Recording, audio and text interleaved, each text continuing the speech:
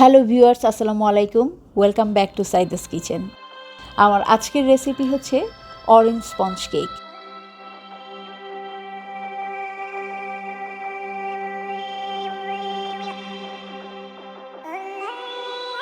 ডিমের সাদা অংশটা অল্প বিট করে নিচ্ছি। কিছুক্ষণ বিট করার পর এতে আমি চিনিটা দিয়ে দিচ্ছি।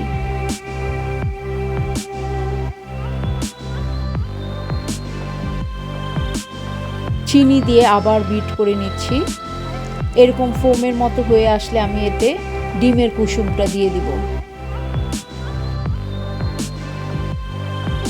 ডিমের কুসুম দেওয়ার পর আমি দিচ্ছি ভ্যানিলা পাউডার। এখন আমি কিছুক্ষণ বিট করে নিচ্ছি। তারপর দিচ্ছি অরেঞ্জ এসেন্স ও অরেঞ্জ ফুড কালার। হালকাভাবে বিট করে আমি এটা মিক্সড করে নিচ্ছি। এখন আমি এটাতে দিচ্ছি অরেঞ্জ জুস।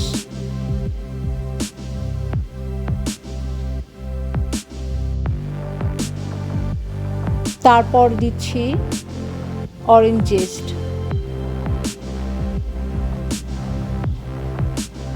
এখন এইভাবে মিক্সড করে নিচ্ছি।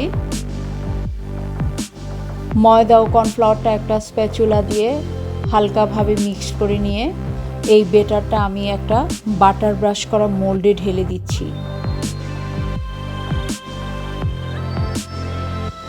বেক করার পর আমি কিছুটা ঠান্ডা করে নিয়ে মাঝখানে কেটে দুইটা স্লাইস করে নিয়েছি কেকটাকে। এখন আমি একটা বোর্ডের মাঝে বাটার ক্রিম লাগিয়ে একটা স্লাইস আমি তাতে দিয়ে দিচ্ছি। কাগজটা উঠিয়ে আমি সুগার সিরাপ ব্রাশ করে নিচ্ছি।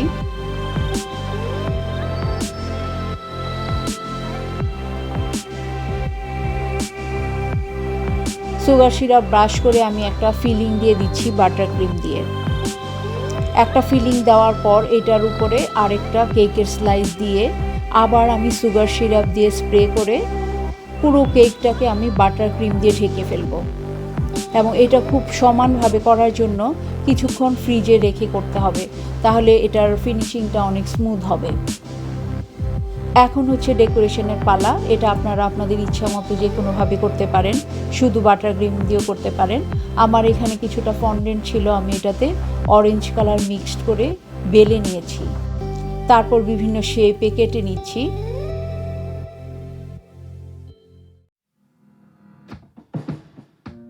এই সার্কেল শেপটা কেটে আমি কেকের উপরে প্রথমে বসিয়ে তারপর বাটার ক্রিম দিয়ে আমি ডেকোরেশন করেছি। আমার ডেকোরেশনের কাজ শেষ। আশা করি এই কেকটা আপনাদের ভালো লাগবে। যদি ভালো লাগে অবশ্যই আমার চ্যানেলটা সাবস্ক্রাইব করে আমার সাথেই থাকবেন। ধন্যবাদ।